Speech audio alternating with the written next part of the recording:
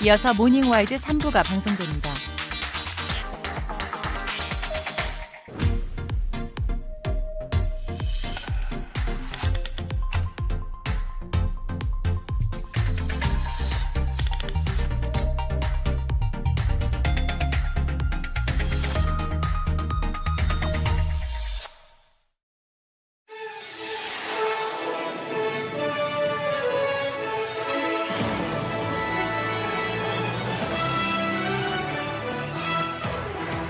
한 매장에서 흉기 난동이 발생했습니다. 일면식도 없는 사람들을 위협하는가 하면 자신의 신체를 훼손하는 등 가게 안은 그야말로 아비규환이었는데요.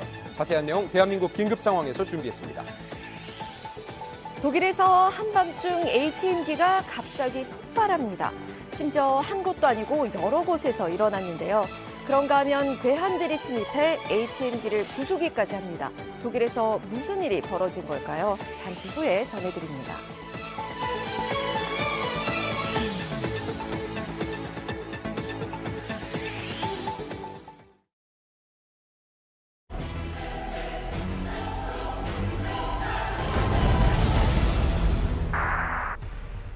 지난 5일 저녁 부산 수영동의 한 술집으로 일행 없이 홀로 술을 마시러 온 50대 남성 손님이 있었다고 합니다. 그는 한 자리에 앉아 홀로 꽤 많은 양의 술을 마시고 있었는데요. 그러던 그가 갑자기 손을 내밉니다.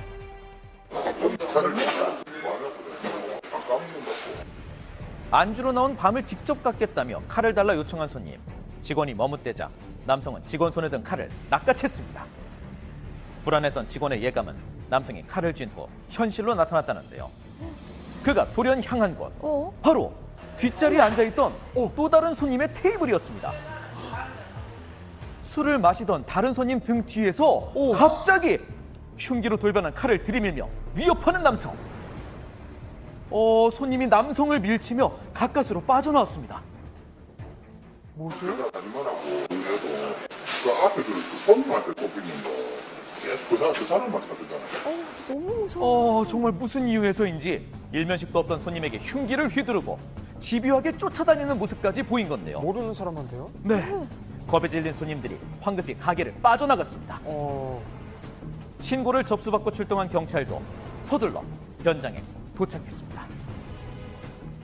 일단은 한 분께서는 얼굴 광대뼈 쪽에 약간의 상처를 입은 상태였고 방검복, 방검장갑, 방패 등을 착용해서 가게 내부로 진입하였습니다. 그렇게 장비를 무장한 채 현장으로 진입하는 경찰들. 그러자 이를 본 피의자는 이번엔 자신의 목에 흉기를 대고 자해하기 시작했습니다. 일단은 피의자 진정을 시키고 경고하는 대화조, 또 피의자를 근거하는 진압조, 또 안전조를 나누어서 진행하였습니다. 경찰의 경고도 무시한 채 더욱 위협적인 말과 함께 고성을 지르며 저항했는데요. 의자 등받이가 상체를 가려져 있었기 때문에 그 테이저건을 쏠 상황이 안 되었습니다. 그리고 피의자가 자신의 그 목에 흉기를 대고 있었기 때문에 삼등봉도 사용치 못하였습니다. 그런데 바로 그 순간 피의자가 시선이 팔린 사이 기습으로 뒤에서 흉기를 낚아채고 그와 동시에 뒷덜미를 누르며 제압하는 윤성준 경위. 흉기 난동을 벌인 피의자를 신속히 현장에서 현행범으로 체포할 수 있었습니다.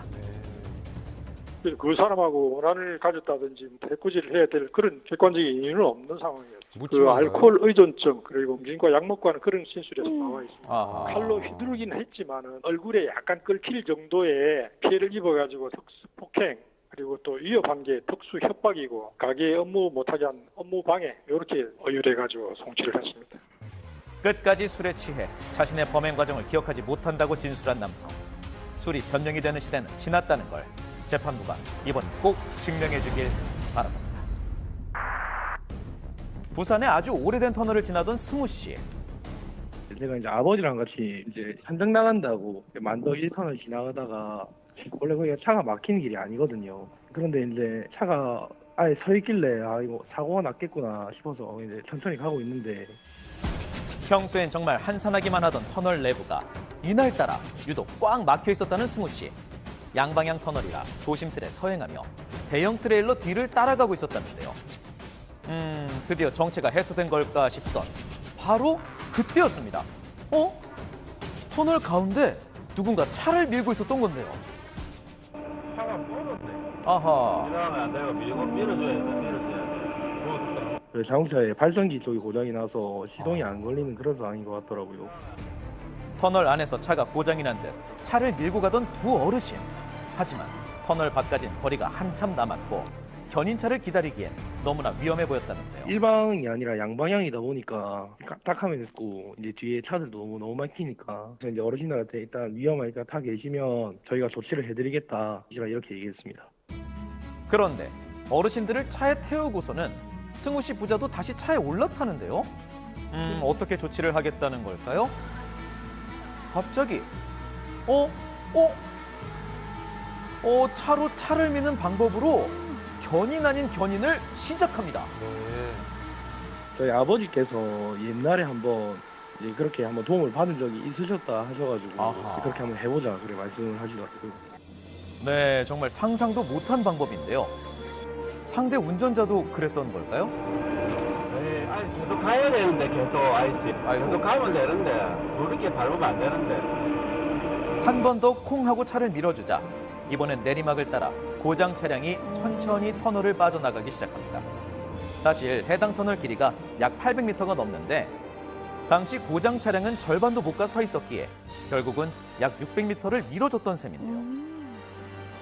이 아름다운 동행 끝에 터널 밖 갓길로 무사히 차를 제 세웠습니다. 차가 물어보시더라고요. 이제 혹시 어디서 왔냐, 보험회사 직원이냐. 그래서 아무리 그냥 지나가는 사람들인데 너무 위험해 보여서 도움을 드렸다 하니까 너무 감사하다고. 그래 어떻게든 좀 차를 하려고 하는데 차가 연식이 좀 워낙 오래된 차라서 괜찮다고 했습니다.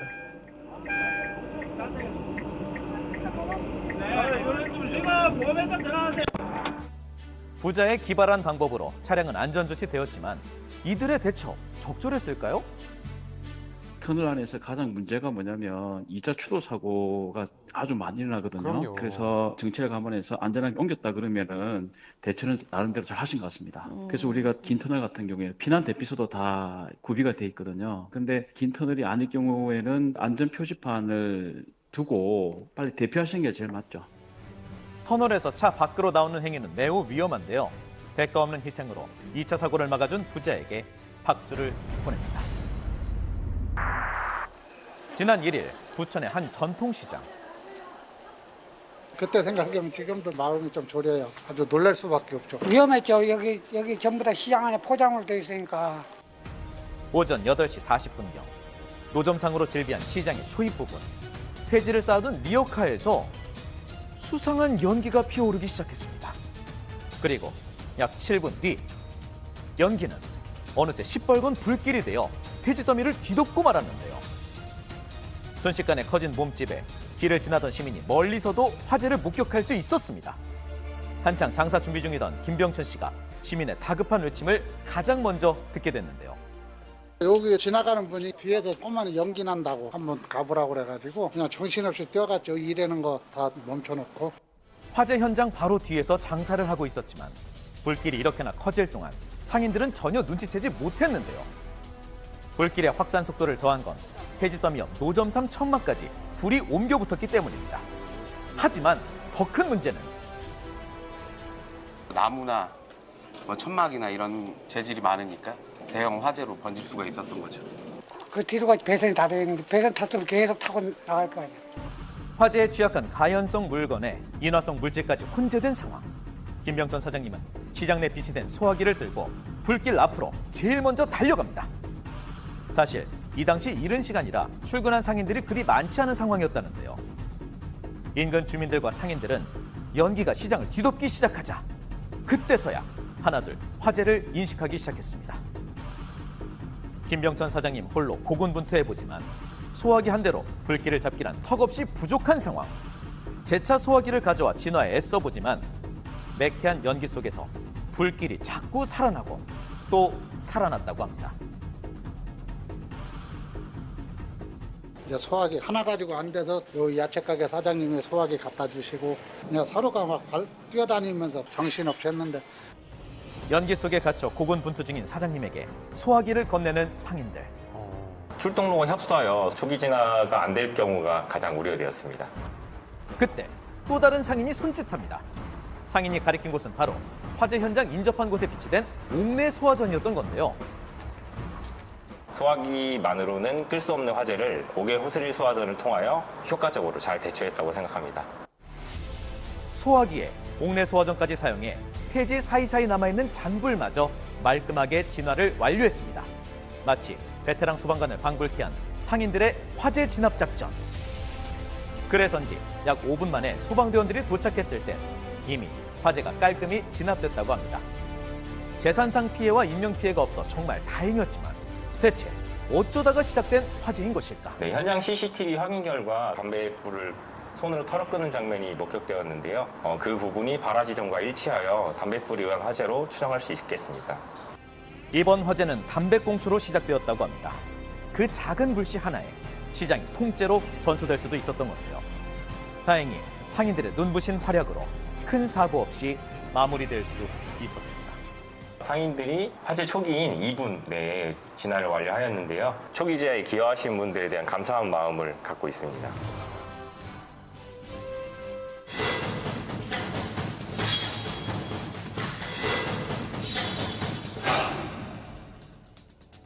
어린이 보호구역은 주정차 금지구역으로 지정이 되어 있습니다.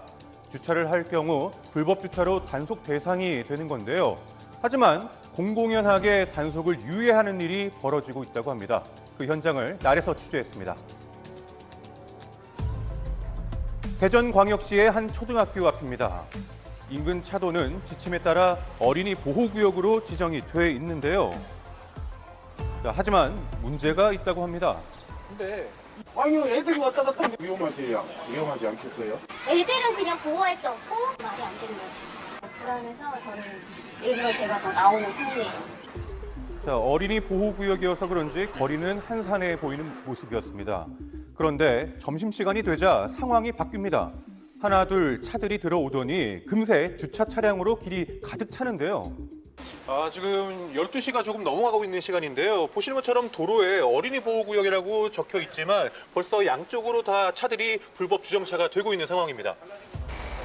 어린이 보호구역은 주정차가 금지일 텐데 이렇게 주차를 하고 있는 이유는 무엇일까요?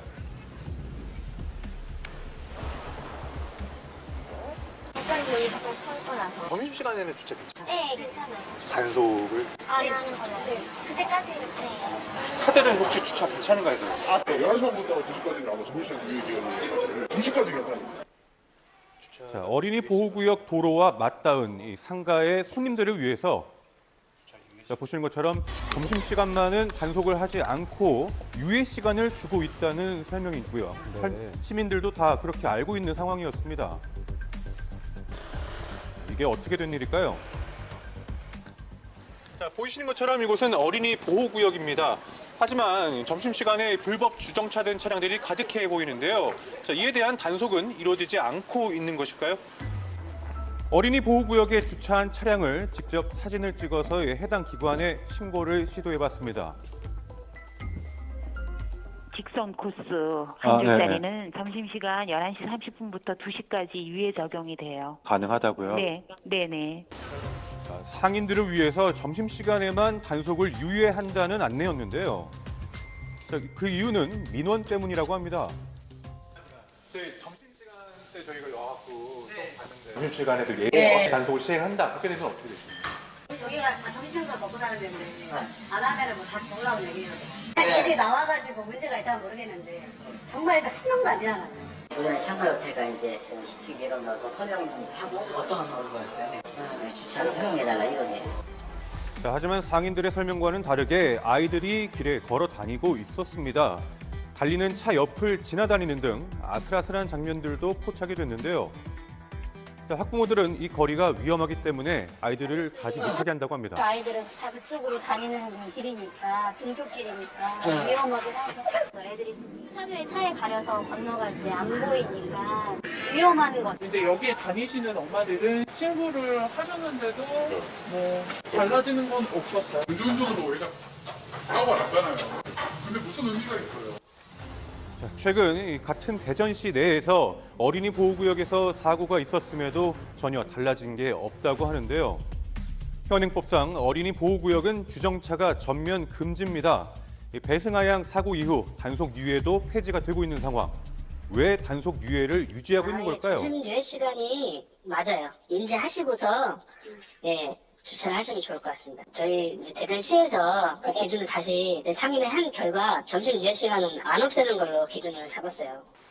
자, 하지만 시청의 입장은 조금 달랐습니다. 이게 전면 금지 구역이니까 단속을 해야 된다는 게 맞는 입장이거든요. 또 구청에다가 전면 금지라는 사항들을 공문을 보냈었고요. 다음 달에 출구 정책할 때 그때 이제 또 한 번 더 얘기를 해보려고 하고요.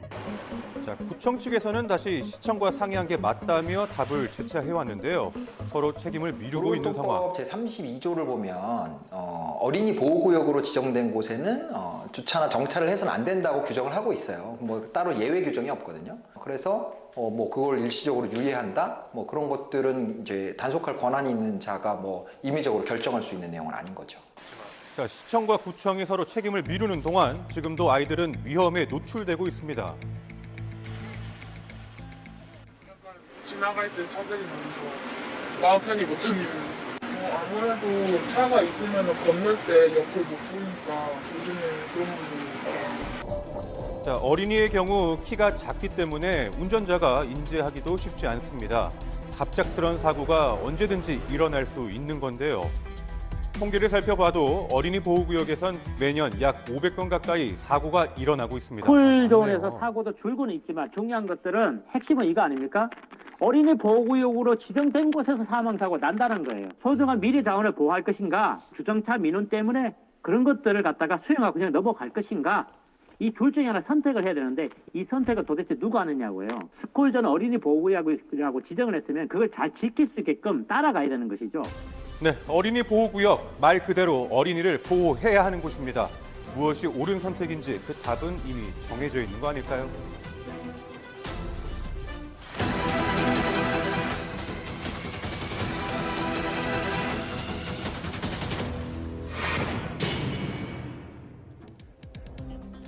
최근 독일에서는 현금 자동화 인출기기, 즉 ATM을 노린 폭발 사고가 늘고 있습니다.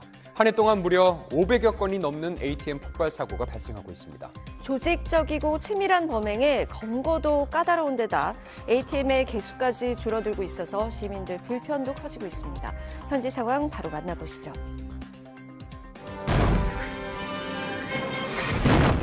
한밤중 굉음과 함께 폭발하는 건물. 산산조각이 나버린 유리창 안에 있던 건 다름 아닌 ATM이었습니다. 최근 독일 서부 지역을 중심으로 현금 자동 인출기를 노린 폭발 사고가 급증하고 있는데요. 어느 곳에서 어느 ATM기가 폭발한 사건인지 특정하기가 힘들었을 만큼 이 건수가 굉장히 많아요. 지금은 꼭 서부 지역에 국한돼 있다라기보다 제가 사는 남부 지역에서도 30건 이상이 있었다고 해요. ATM 폭발 사건이 시작된 건 국경을 맞대고 있는 네덜란드였습니다. 지난 2017년부터 빈번해진 폭발 사건.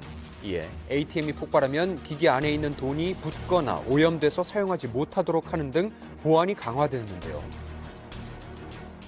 이 때문에 범행이 어려워지자 범죄자들이 가까운 독일로 넘어온 거죠. 범행에 사용되는 차량은 모두 개조된 걸로 추적조차 어려운 상황. 독일은 현금 결제만 가능한 곳이 굉장히 많아요. 빵집 같은 곳들은 100% 현금만 받았거든요. ATM기가 범죄 때문에 없어지면서 생활의 불편을 감수해야 되기 때문에 대책을 강구해야 된다 하는 목소리가 높은 편이에요. 하지만 지난 한 해 500건이 넘는 폭발 사건이 발생한 것에 비해 검거율은 현저히 낮은데요. 독일 정부는 사태를 수습하기 위해 각 은행의 보안 강화를 요청했지만 현재 대다수의 독일 은행이 ATM 자체를 철거하는 걸로 대안을 내놓고 있죠. Personal wird abgebaut, Öffnungszeiten werden verringert, jetzt kommen auch noch die Automaten weg. Nicht gut. 저녁에 24시간 이용 가능하던 ATM기도 이렇게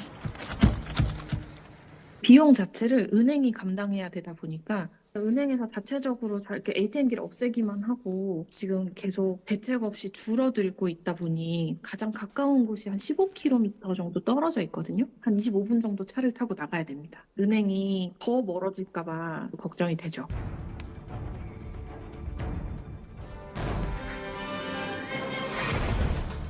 늦은 밤 뉴욕 뉴멕시코주의 한 주택 앞. 가정폭력 신고를 받고 출동한 경찰들이 문을 두드립니다.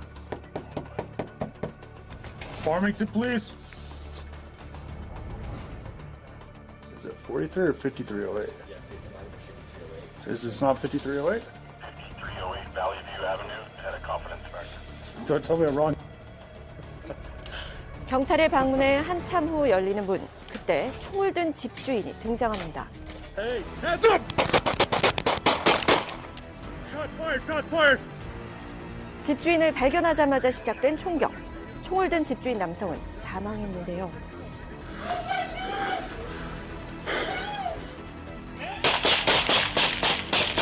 놀란 아내가 달려나왔지만 손을 들라는 명령에 불복했다는 이유로 또다시 총격이 시작됐습니다. 너무 안타깝죠. 경찰이 집을 잘못 찾아갔고 예정되지 않은 손님이 그렇게 집 앞에 포진해 있는 걸 보고 지키려고 이제 총을 꺼낸 것일 수 있는데 그 모습을 보자마자 바로 경찰이 사살을 해버린 사건이잖아요. Is that this is an extremely traumatic event, and that I am just heartbroken. This ending is just unbelievably tragic. I'm extremely sorry. 경찰의 오해로 잘못 찾아간 집에서 놀란 집주인이 총을 들고 있었다는 이유로 벌어진 사망사고. 황당한 비극은 여기서 끝나지 않았습니다.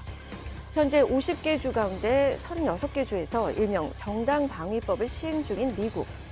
이 법에 따르면 자신이 위협받는 상황에서 방어를 위해 공격을 먼저 가하는 것이 허용되는데요. 이 법을 시행 중인 주에서는 약 20년 동안 살인율이 30% 이상 늘기도 했습니다. 미국에서는 오해하면 그냥 총으로 쏴버려도 할 말이 없는 정당 방어한 거고 우리 집 마당을 침범했다라고 주장을 할 수 있는 부분이기 때문에 아이한테도 절대 다른 사람 집에 마당에 들어가선 안 된다 이렇게 가르치고 있거든요. 실제로 지난 19일 해당 법을 적용 중인 노스캐롤라이나주에서는 이웃집 마당에 공을 찾으러 간 6세 아이가 총에 맞는 사건이 발생했습니다. Why did he shoot my daddy and me? 마찬가지로 정당방위법을 고수 중인 미주리주에선 지난 13일 실수로 이웃집을 잘못 찾아간 학생이 집주인에게 총을 맞고 사망하기도 했는데요. 이렇게 불과 한 달 동안 정당방위법이 사망으로 이어진 사고가 속출하고 있는 미국. 6살짜리 아이가 자기 집 마당에 들어왔다고 해서 위험 요소는 아니잖아요. 위험한 상황이 발생했을 때 자신을 지키기 위한 목적으로 합법화가 된 건데 개인의 어떤 정신 상태나 예민함 이런 거에 따라서 무차별적으로 총기 사용이 되는 것 같아요. 2023년이 시작된 지 반년도 되기 전에 벌써 11,000명 이상이 총기 사고로 사망했는데요. 사망사고가 발생한 지역 중심으로 정당방위법과 총기 소지를 반대하는 시위가 이어지고 있는 미국. 하지만 Criticism may come. So I'm here in closing just to urge you to stand your ground. 실수 한 번에 목숨을 위협받지 않을 권리와 자신을 지킬 권리 사이 미국이 해답을 찾을 수 있을지 주목됩니다. 1년이 넘게 우크라이나와 전쟁을 펼치고 있는 러시아. 지난 20일 밤 10시쯤 러시아 자국의 영토인 벨고로드시에 정체불명의 폭탄이 떨어졌습니다. 이 폭발에 도로가 날아가며 아수라장이 되고 만 도시. Охренеть, там, короче, метра по 3, наверное. Бордюры валяются, трэш. 심지어 폭발 장소는 주민들이 거주 중인 아파트 인근이었는데요. 다행히 사망자는 없었던 상황. Я уже вспотела. И взрыв подпрыгнул. Думаю, что? Но я не ожидала, что попадет вот именно к нам. 우크라이나와 국경에서 약 40km 떨어진 벨고로드에 폭탄을 떨어뜨렸어요. 이전에 드론 공격을 받은 적이 있는 벨고로드 주민들은 우크라이나의 공격이라고 처음에는 생각을 했다가 러시아 언론에서 러시아 공군의 실수로 폭탄을 떨어뜨렸다고 시인한 걸로 알고 있어요. 20m 가까이 패여버린 도로, 자국의 황당한 실수로 3,000명이 일시 대피하는 등 주민들은 혼란스러워했죠. Одному жителю поставили диагноз закрытая черепно-мозговая травма, сотрясение мозга. 하지만 정부의 수습이 무색하게 다음 날 비슷한 지역에서는 또다시 폭탄 투하 사건이 발생했습니다. 전날 폭발 사고를 일으켰던 전투기와 같은 모델의 전투기가 연이어 사고를 일으킨 거죠. 다행히 폭발하기 전에 폭탄은 제거됐지만 지난 1년 동안 꾸준히 해당 모델의 전투기로 인한 사고를 겪어왔던 러시아 주민들. 러시아에서 뭐 오래된 거 쓰다가 사실 뭔가 잘못되는 게 하루 이틀 있는 일도 아니고 사실 조금 흔한 일이다 보니까 SNS 상에서는 부정적인 여론이나 불만이 조금 보이는 것 같아요. 전쟁이 계속되고 있는 한에는 아무래도 이런 식으로 사고가 자주 있다는 그렇게 생각합니다. 네.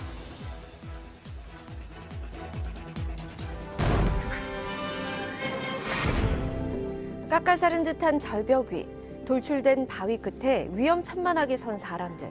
중국 허난성 안양에 위치한 이 절벽에는 최근 연일 관광객이 끊이질 않고 있습니다.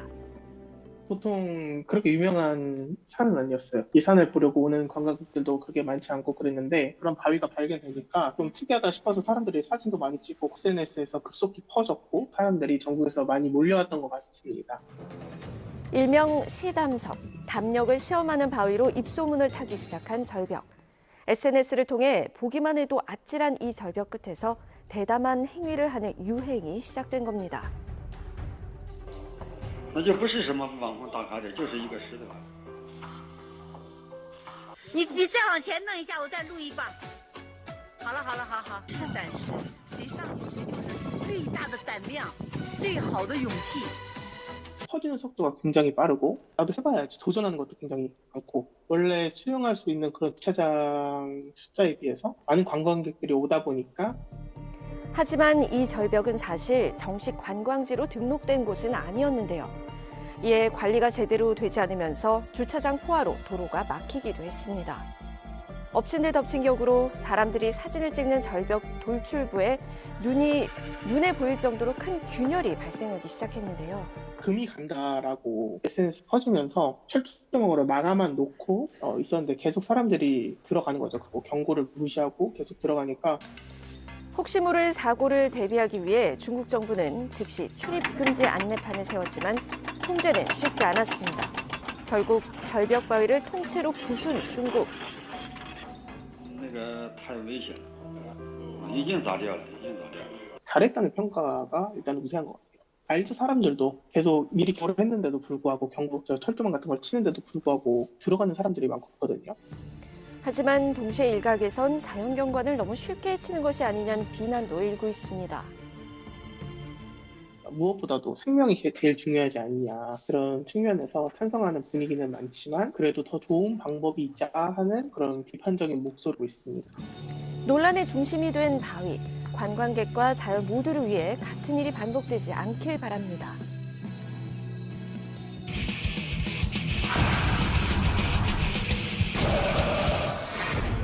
다가오는 5월, 학생들의 교복도 가벼워질 시기죠.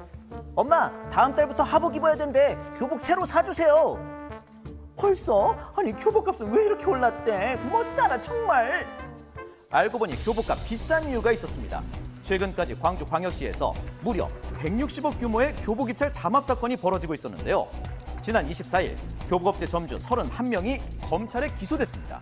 3년이라는 기간 동안 교복 가격을 약 24% 정도 높게 형성되게끔 담합 행위를 했고 한 32억 원 정도의 부당이득을 취하고 학부모들의 교복값 부담을 덜어주기 위해 2015년부터는 학교에서 교복 입찰을 희망하는 업체 중 가장 저렴한 곳에 낙찰하는 학교 주관 구매 제도를 이용하고 있는데요. 조달청에 공고를 내는 최저가 공개 입찰 방식에서 어떻게 이런 대규모 담합이 가능했던 것일까요?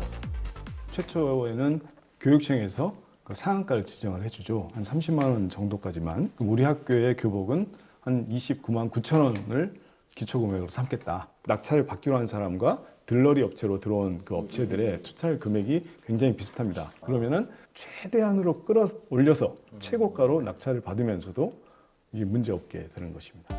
정해진 교복 상한가를 넘지 않는 선에서 경쟁 업체 중 최저가를 제시한 곳이 낙찰받는다는 걸 이용한 건데요. 어떤 학교에 누가 얼마에 입찰할지 미리 정하고 들러리 업체들은 그보다 몇천 원 차이로 입찰해서 사전에 정해진 업체가 최대한 높은 가격을 받게끔 밀어주는 거죠. 이렇게 낙찰받은 학교만 무려 147곳. 검찰에서 현재까지 전수조사한 최근 3년치의 부당이득은 약 32억 원에 달합니다. 이런 상황에 대해 과연 해당 지역 학부모들은 어떻게 생각하고 있을까요? 6만 원 돈이면 작은 그 공부방이든 이런 데 보낼 수 있잖아요. 지금 경기가 어려워가지고 뭐 하는데 너무 싫은 것 같아요. 교복 입는 학생들이 다 키우는 엄마들은 돈이 엄청 많이 나가잖아요. 어쩔 수 없이 사는 거잖아요. 그거는 꼭 사고 싶어서 사는 건 아니니까 좀 속상하네요. 소비자들이 1인당 약 6만 원 더 비싸게 주고 산 교복들. 그럼 정말 가격만큼의 값어치를 하는지가 궁금한데요. 전문가에게 직접 확인을 부탁했습니다. 교복으로 치면은 중상 정도의 품질이에요. 저희들이 볼 때는 23만 원대면은 좀 싸게 낙찰된 거고 29만 원대면은 굉장히 높게 책정된 거, 높게 낙찰된 거죠. 실제 품질에 비하면 과도한 가격이란 의견인데요. 소재가 비싼 게 쓰인 건 아닐까요? 학교에서 이런 스펙을 정확하게 해서 이 옷은 우리메프로, 폴리메프로 뭐 그런 식으로 다 해서 주기 때문에 크게 어떤 회사가 품질이 나쁘다 좋다라고 얘기하기 굉장히 어렵죠. 왜냐하면 자재는 이미 결정이 된 거예요. 얼마나 꼼꼼하게 잘 만드느냐의 차이만 있는 거고 그 이상 만들 이유가 없는 거죠. 학교에서 업체를 선정할 때 규격서에 소재와 함유량, 기장까지 다 정해줍니다. 조건을 통과하면 품질은 거기서 거기인 거죠. 수사가 진행되자 올해 교복 구매 입찰가는 적발전 가격에서 무려 10만 원이나 내려갔는데요. 자, 문제의 교복 업체들, 자신들의 담합 행위에 어떤 입장일까요? 아니 뭐 이거 담합이라고 생각을 안 했어요. 학교하고 가까운 쪽에 있는 매장은 그쪽에서 이렇게 하고 이런 식으로 하는 게 좀 옳다고 생각했어요. 이게 최저가가 싸움이 하니까 이제 계속 낮아지는 거예요. 잘못했다는 거는 제가 알아요. 근데 당장 먹고 하려고 하니까 이거 방법이 없잖아요. 네, 검찰에 따르면 이번 교복 입찰 담합 사건은 2017년부터 시작된 걸로 추정된다고 합니다. 하지만 올해 초 한 시민단체에서 처음으로 담합 의혹을 제기한 뒤에야 비로소 수사가 시작된 건데요. 이런 대규모 담합 행태가 오랫동안 가능할 수 있었던 이유는 뭘까요? 지금부터 썰에서 알아보죠. 처음 담합 정황을 조사한 시민단체 측을 직접 만나봤는데요. 전국에 17개 시도교육청이 있는데 입학지원금이라는 것을 이제 주고 있습니다. 광주의 경우 작년부터 지급을 하기 시작합니다. 입학지원금을 계기로 좀 더 이제 주의 깊게 모니터링하게 됐죠. 낙찰가가 지나치게 상한가와 근접한 업체들이 포착됐다는 거죠. 하지만 혈세가 낭비되기 전에 미리 막을 수는 없었던 걸까요? 가장 낮은 가격을 선정하기 때문에 학교로서는 기준 가격만 설정하는 거, 그거 외에는 교육청 일 같지만 광주시 교육청의 태도도 야 이게 17개 시도에 걸려있는 일이지 광주만의 일은 아니지 않냐. 또 한편 교육부는 야 이 교육자치를 통해서 이루어지는 건데 이게 왜 우리가 어떻게 가이드라인을 막여, 이런 좀 자의적으로 이렇게 해석되고 떠넘기기도 좋은 구조인 거죠. 교복 담합 사건에 대한 광주광역시 교육청의 입장을 받을 수 있었는데요. 하지만 앞으로의 대응에 대한 명확한 책임 주체를 찾긴 어려웠습니다. 한편 교복사업자협의회에서는 또 다른 구조적인 이유도 있다고 주장하고 있는데요.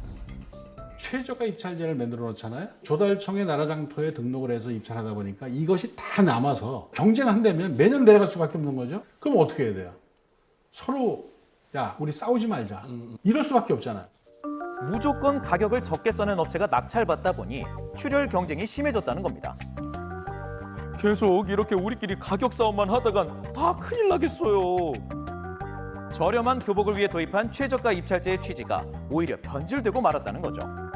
관행으로 자리 잡은 담합, 그럼 처벌이라도 강해야 할 텐데요. 공정위에서 과징금 부과했는데 700만 원이 최고였잖아요. 서울시에서. 약간 들러리로 참여한 업체 같은 경우는 그냥 경고, 시정명령 이 정도니까 저한테 와서 상담을 받는 의뢰인분들도 그래서 어느 정도 나올 것 같다라고 하면은 자기가 벌어들일 수 있는 이득이랑 계산을 딱 해보고 아 그러면 뭐 벌금 이 정도 내고 말지 뭐. 담합이 적발돼도 벌금이나 영업정지 기간은 아주 미미한 수준이고요. 적발된 점주의 가족들이 사업을 이어가면 그만인 거죠. 결국 최저가 입찰제와 허술한 관리 감독, 약한 처벌이 복합적으로 작용한다는 겁니다. 심지어 이번 사건 검찰 수사 도중 또 다른 정황이 드러나고 있다는데요. 전국 단위에서도 좀 확인을 해봤더니 굉장히 많은 지역에서 광주 지역과 동일하게 의심할 수 있는 그런 단서들이 좀 확인이 되고 의심이 많이 되고 있습니다. 광주 지역 외에도 이번 사건과 유사한 사례들이 전국적으로 발견돼 수사 계획을 검토 중인 상황.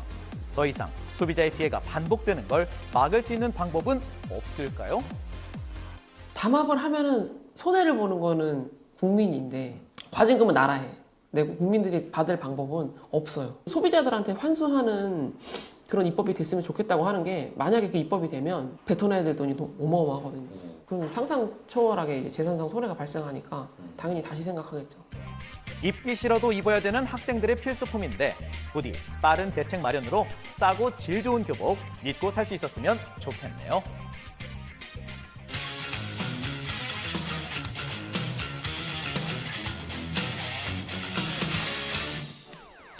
연예뉴스 강경윤 기자와 함께합니다. 가수 임창정 씨가 주가 조작 의혹에 연루돼서 논란이 되고 있다고요? 네, 그렇습니다. 임창정 씨는 자신도 피해자 중 한 명이라고 주장하고 있는 상황인데요. 어떻게 된 일인지 화면으로 만나보시죠. 가수 임창정 씨가 주가 조작 가담 의혹에 휩싸인 가운데 본인도 피해자라고 주장하고 있습니다. 주식시장에서 무려 8개 종목이 한꺼번에 하한가를 기록했습니다. 지난 24일 한 외국계 증권사에서 대량 매물이 쏟아지면서 일부 종목 주가 폭락 사태가 벌어졌습니다. 이에 주가 조작 의혹이 제기됐는데요. 조작 세력이 금융당국 조사를 인지하고 일제히 매물을 던진 것으로 추정되고 있습니다. 현재까지 알려진 바로는 주가 조작 세력의 조작 내역이 알려지면서 그들의 매집 및 통정 거래를 해왔던 종목들을 다급하게 장중 시장가로 정리 매도하면서 관련 종목군들은 줄줄이 하한가에 들어가게 된 건데요. 검찰은 주가 조작 의혹 일당 10명을 출국 금지시켰는데요. 그런데 이 일당에게 연예인과 정재계 인사들이 다수 돈을 맡겼다는 이야기가 나왔고 투자자 중 임창정 씨가 있었다는 사실이 알려지면서 논란이 됐습니다. 임창정 씨는 한 매체와의 인터뷰를 통해 올해 초 자신과 아내의 명의로 15억 원씩 총 30억 원과 신분증을 대리 투자인에게 맡겼다고 밝혔습니다. 이 일당은 이렇게 모은 투자금을 통정거래하는 방식으로 주가 조작을 했다는 의혹을 받고 있는 건데요. 통정거래라고 하는 거는 2인 이상이 약속을 하고 자기들의 물량을 서로 주고받는 행위인데요. 동일 종목의 매도와 매수 주문을 동시에 내므로써 그 주식의 거래량이 활발하게 보이게 합니다. 또 자기 마음대로 시세를 조정하는 매매로서 한마디로 주가 조작의 일부분입니다. 이에 임창정 씨는 주식을 잘 모르다 보니 그게 룰인 줄 알았다면서 믿고 맡길 수밖에 없었다고 주장하고 있는 상황입니다. 이렇게 투자한 30억 원은 한 달 반 만에 58억 원으로 불어났지만 주식 폭락 사태를 맞으면서 20억 원으로 줄었고요. 25일 기준 계좌에는 현재 1억 8,900만 원만 남았다고 합니다. 신용 매수까지 했기 때문에 이마저도 곧 마이너스가 될 것이라고 전했습니다. 임창정 씨는 억울함을 호소하고 있지만 직접 관련 유튜브 채널에도 출연했고 이들이 인수한 해외 골프장에도 투자한 사실이 알려지면서 대중의 시선은 곱지만은 않은 상황입니다. 대표님 출근은 하셨나요? 아니 오늘 나오시진 않으셨어요. 입장이 저희도 일단은 말씀을 드릴 수 있는 게 없어서. 피해자들이 속출하며 사태가 일파만파 커지고 있는 가운데 임창정 씨가 이에 대한 추가 입장을 밝힐지 관심이 모아지고 있습니다. 늘 나에게 솔직할 것을, 언제까지나 변함없을 것을 약속합니까? 네. 믿으니까 평생의 물로 삼다. 우리가 믿는 물, 제주 삼다수. 벼룩시장이 국민 일자리인 이유, 국민이 좋아하는 브랜드가 많으니까. AI 추천 일자리로 한 분 한 분 딱 맞게 추천해주니까 국민과 일자리를 연결하다. 국민 대표 일자리 앱 벼룩시장. 가왕의 귀환에 이어 남성 가수들이 활약을 예고하고 있습니다. 먼저 가왕 조용필 씨가 어제 저녁 신곡을 공개했습니다. Feeling of You라는 노래로 애니메이션으로 제작된 뮤직비디오를 선보였는데요.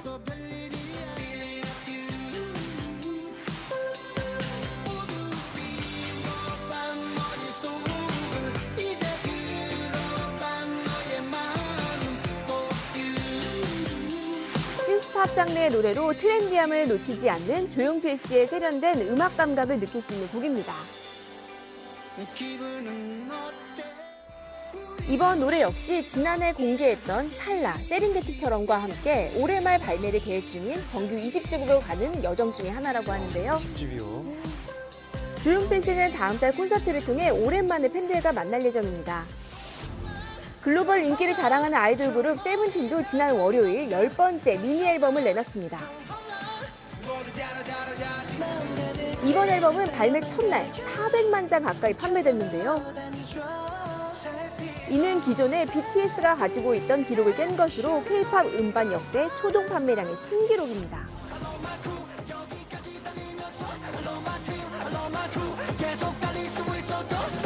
세븐틴 하면 퍼포먼스를 빼놓을 수 없는데요. 손오공 뮤직비디오에서 선보인 대규모 군무가 시선을 사로잡았습니다. 저희가 수용해보지 않았던 댄서 그리고 200명 분들과 함께하고 있습니다. 역시 인원이 주는 힘은 대단한 것 같습니다. 음원 공개 직후 국내 주요 음원 사이트 실시간 차트 1위는 물론 싱가포르, 일본, 브라질 등 해외 음원 차트에서도 1위에 올랐습니다. 타이틀곡뿐만 아니라 앨범 수록곡들 역시 차트 상위권에 줄 세우기 하며 세븐틴의 글로벌 팬덤을 느끼게 해줬습니다. BTS의 멤버 슈가도 새 앨범을 발표하며 본격적인 솔로 활동을 시작했습니다. 이번에 사실 첫 앨범입니다. 뮤지컬이 있는 첫 정규 앨범이라서 신인 가수 어거스트 D 그런 상황입니다. 어거스트 D라는 이름으로 활동을 시작한 슈가의 솔로 앨범 타이틀곡은 해금인데요. 데시타 한참 작업할 때 국악기를 엄청 다운받았었어요.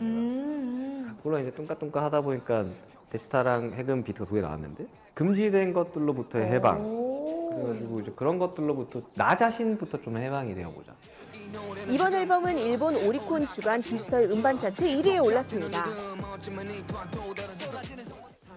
이 노래와 함께 선공개곡이었던 아이유와 함께 부른 사랑 파트 2 역시 음원 차트 상위권 순위를 유지하며 사랑받고 있습니다.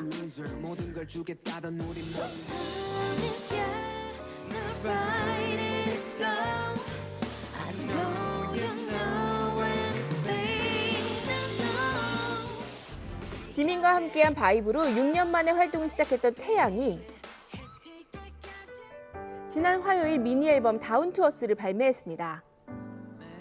타이틀곡 나의 마음에는 태양의 감성적인 목소리가 돋보이는 곡인데요.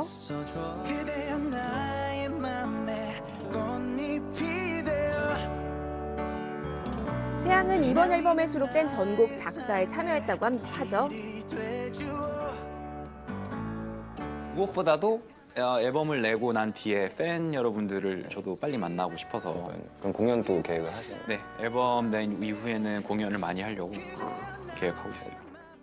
그리고 블랙핑크 리사가 피처링으로 참여한 슝도 함께 공개돼 해외 팬들의 뜨거운 반응을 얻고 있습니다. 뛰어난 실력과 글로벌 팬덤을 보유한 대형 남성 가수들의 활발한 활동 기대해 보겠습니다. 새로운 하루를 시작하기에는 이른 시간에도 자신의 꿈을 위해 부지런히 움직이는 사람들이 있습니다.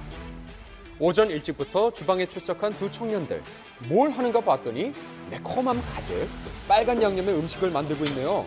아침 식사인가요? 와, 지금 몇 시인데 벌써 일을 하시네. 안녕하세요. 네, 안녕하세요. 지금 하고 계신 게 뭐예요? 제가 지금 창업을 준비 중에 있어가지고 요리 테스트 친구한테 한번 부탁하려고 지금 만들고 있습니다. 이른 아침부터 요리 맛 평가에 한창인데요. 34살 박원준 씨는 작년에 대위로 군대를 전역하고 제2의 꿈을 이루고자 노력하고 있다고요. 식당 창업을 꿈꾸고 있어서 메뉴 개발에 집중하고 있습니다. 원준 씨를 위해 현재 요식업에 종사 중인 친구 김한결 씨가 맛 평가에 나선 건데요. 솔직하게 7. 냉철한 평가에 조금 당황스러워하네요. 어떤 게 부족한 건데? 일단 양념장은 소스는 맛있거든? 근데 내가 먹다 보니까 고기에 양념이 좀 안 배인 것 같아서 이 양념이 좀 더 배었으면 아마 더 촉촉하고 맛도 더 좋을 것 같아요. 일주일에 서너 번 고칼로리 메뉴를 개발하고 먹다 보니까 건강에 무리가 가지 않을까 걱정이 된다고요. 또 제가 이제 30대 중반이 되다 보니까 조금만 움직이더라도 몸이 힘들고 밤새면 한 이틀 정도 거의 피곤해서 막 골골대는 것 같아요. 창업을 위해 처리해야 할 서류 업무도 많고요. 상권 분석도 해야 하고 하루가 모자란 원준 씨. 바쁜 일정에도 꼭 들러야 하는 곳이 있다고요? 어디 가시는 거예요, 지금? 시간도 별로 나지 않기 때문에 저희 바로 뒤에 있는 산에서 운동하러 왔습니다. 꿈을 이루기 전에 먼저 챙겨야 할 건 체력이죠. 원준 씨가 시범을 보이며 한결 씨한테 운동을 가르쳐 줍니다. 운동할 때는 웃기면 안 된다. 알았어. 다친다. 알았어. 그래, 여기 쪽에 맞춰주고, 그다음 올려. 아니, 팔 올리라고 올려. 밀어. 진짜 안 올라가. 장난. 결국 무게를 줄이고 다시 도전하는 한결 씨. 밤늦게까지 주방 일을 하는 일상이라 체력이 많이 떨어져 있는데요. 아니, 오는 너무 했어. 이거 오는 너 장난치지 마. 나는 말하는 사람이잖아. 쭉. 오케이. 너 목이 아파 진짜로. 남자들 이거 한 팔로도 이거 막 그 진행 내리는 사람들 많을 걸. 냉철한 맛 평가를 하던 한결 씨가 운동 앞에서 약한 모습을 보이네요. 친구분의 체력은 어느 정도 되는 것 같아요? 친구 대단한 것 같아요. 상상 이상으로 엉망진창인 것 같아요. 감사합니다. 자, 그렇다면 두 사람의 체력은 어느 정도 되는 걸까요? 지금 어디 가시는 거예요? 체력 수준이 어느 정도인지 확인하고 싶어서 지금 가고 있습니다. 체력 측정사와 건강운동관리사가 상주해서 과학적인 체력 측정 및 관리가 가능한 이곳.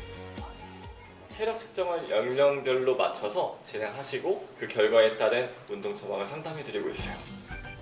대한민국 국민이면 누구나 전국 75개소 체력 인증센터에서 무상으로 체력 측정이 가능하죠.